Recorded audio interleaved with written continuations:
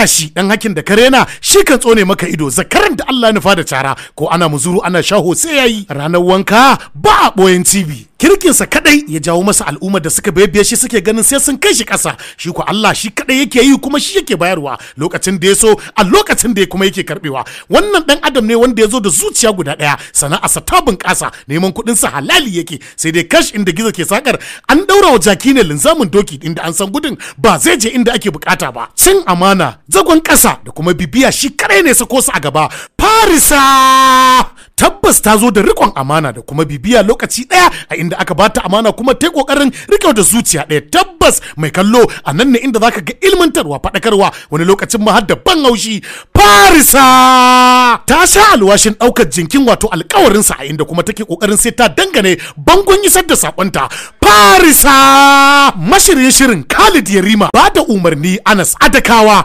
Farisa tabbas an tsatsagaro kuma an dauko basira an zuba ta a cikin wannan katon shirin na 2023 da zai fara zo muku a YouTube channel mai suna Farisa Hausa TV anan ne kadai wannan shirin zai fara zo muku Farisa